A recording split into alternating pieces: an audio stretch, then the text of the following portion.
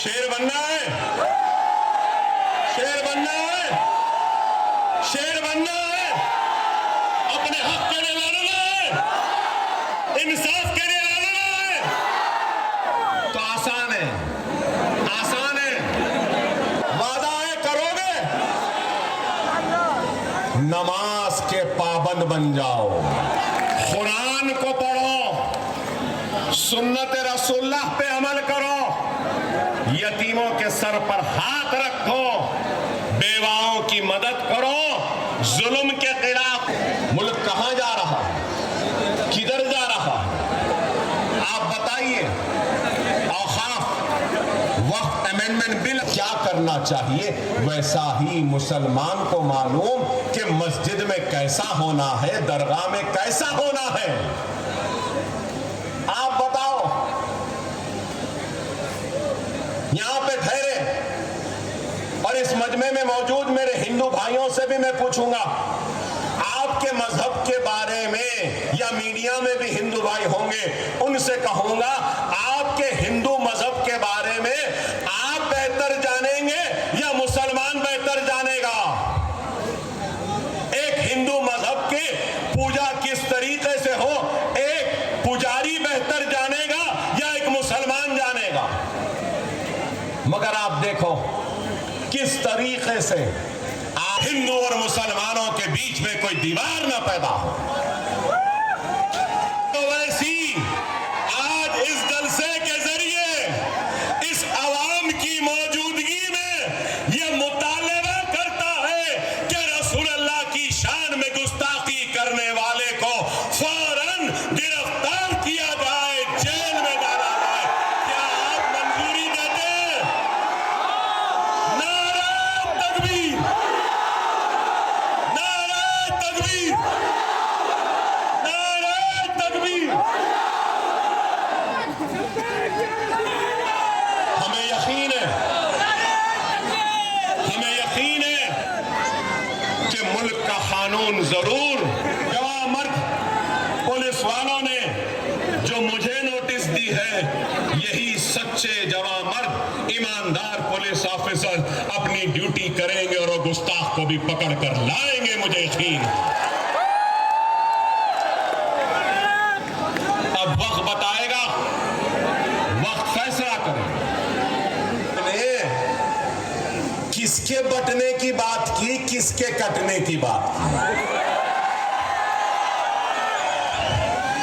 Mister योगी किससे मुखातिब है? बटोगे किससे कह रहे हैं, कटोगे किससे कह रहे हैं, जरा पूछो ना भाई। सिख, ईसाई, पारसी अगर बटेगा तो हमारा मुल्क कमजोर होगा। अगर हम सब एक रहेंगे, हिंदू, मुस्लिम, सिख, ईसाई, तो वो दिन दूर नहीं कि हिंदुस्तान दुनिया का सुपर पावर बन जाएगा। और दी गई क्या सजा है, क्या है गुनाह?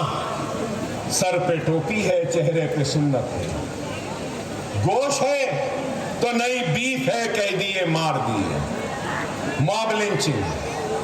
अरे आप बताओ, और तरक्की के सियासत को थमा लो। हम और तुम मिलकर इस मुल्क को आगे बढ़ाएंगे। लेकिन आज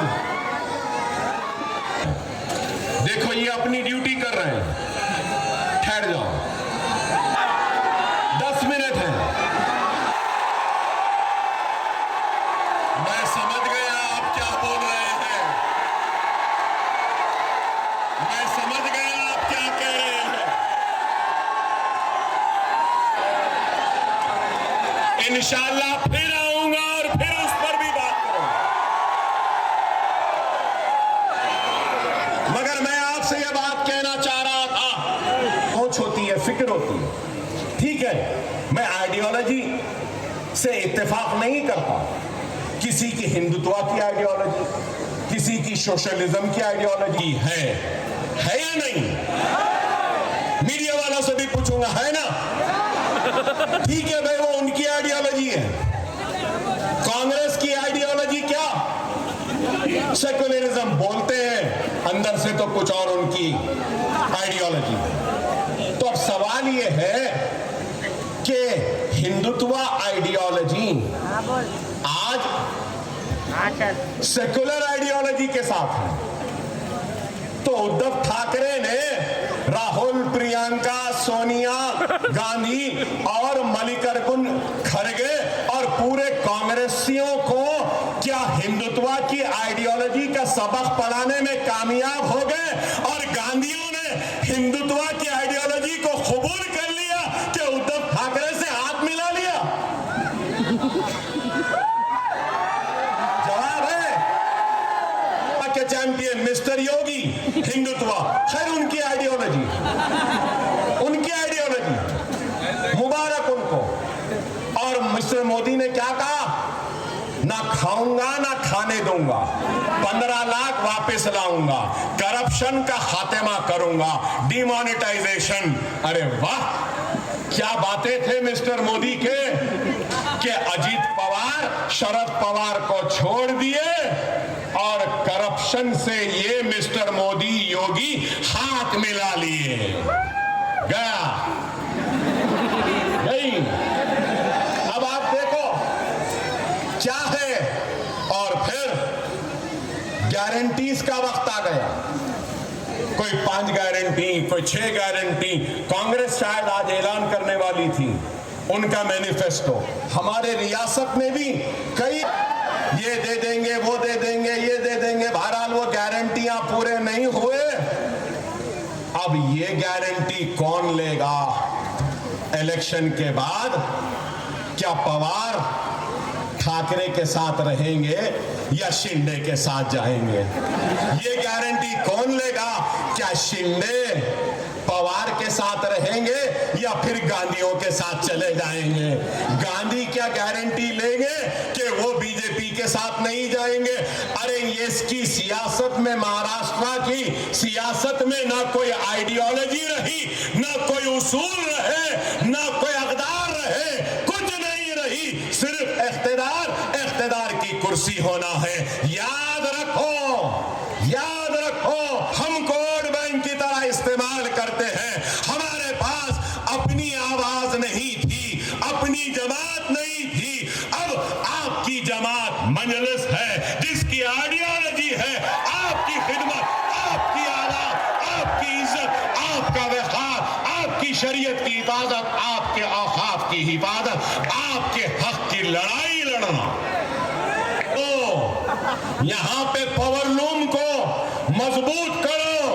अपैरल पार्क अमरावती में आया, अपैरल पार्क को मालेगांव में लेकर आओ। हम कहेंगे यहाँ की सनत को उजड़ने से बचाओ, यहाँ के बच्चों के मुस्तकबिल के लिए लड़ेंगे। और हम कहेंगे हमको ये होना, ये होना, ये होना, ये होना।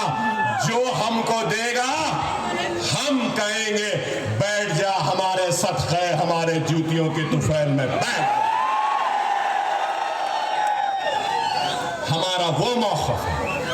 खुदारा समझो, अजीत पवार को शिकस्त देंगे ना? चाय वाले को हराएंगे ना? वो योगी को हराएंगे ना? वो करप्ट अजीत पवार को हराएंगे ना? वो शिंदे को हराएंगे ना? उसके बाद में जिम्मेदार